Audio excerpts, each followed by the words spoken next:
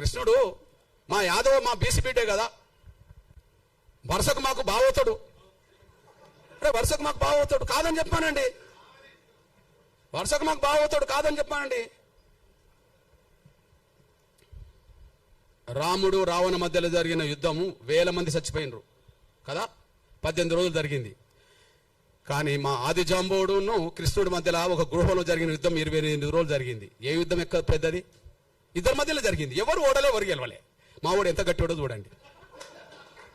ఎవరు ఓడలే, ఎవరు గెలవలే.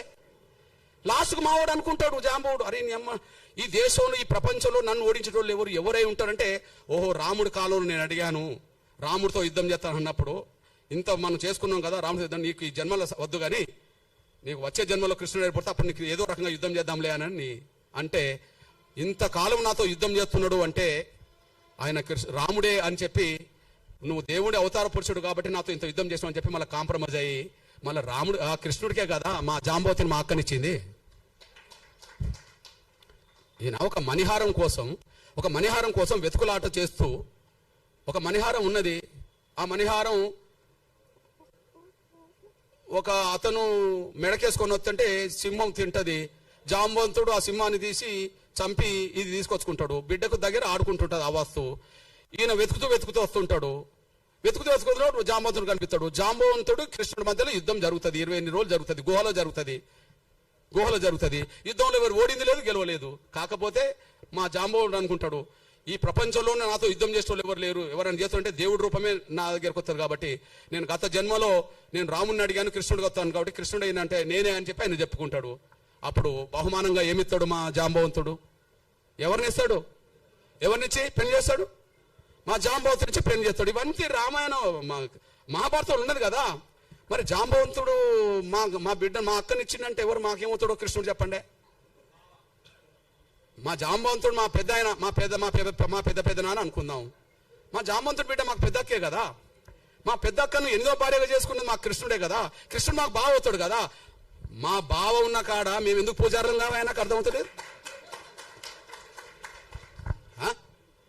మా బావ ఉన్న కాడ మేము ఎందుకు పూజారులు కామే? మా బావ దగ్గర కూడా మీరేనా వాళ్ళ పూజ వృత్తి చేయడానికి? రాముణ్ణి గెలిపిస్తాం, రాముణ్ణి కాపాడుతాం, మళ్ళీ ఆయన దగ్గర ఉండొద్దు, మేము ఇటు పోవద్దు, ఆడు ఉండద్దు. ఇది పెద్ద డ్రామా వీళ్ళది.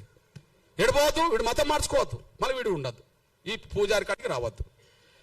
ఇది చెల్లదు. రాముడితో మాకున్న సంబంధాలు మీకెక్కడి? కృష్ణుడితో మాకున్న సంబంధాలు మీకెక్కడి? రాముడితో మాకున్న సంబంధాలు మీకెక్కడి? వాల్మీకి రామాయణ ప్రకారంగా.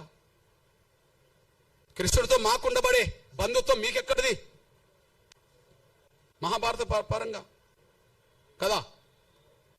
కేవలం కుల వ్యవస్థ ఉండడం వల్ల కుల వ్యవస్థ మొదలైంది. కుల వ్యవస్థ ఉండడం వల్లనే కుల వ్యవస్థ మొదలైంది. రాముడికి కులానికి సంబంధం లేదు అంటున్నాం కదా. మరి ఎట్లా వచ్చిందో దాన్ని తొలగించుకోవాలి కదా. కృష్ణుడికి కులానికి సంబంధం లేదన్నాం కదా, మరి ఎట్లా వచ్చిందో తొలగించుకోవాలి కదా. ఆ కుల వ్యవస్థ ప్రభావం మన దేశాన్ని ముంచింది కదా, అఖండ భారతం లేకుండా చేసింది కదా.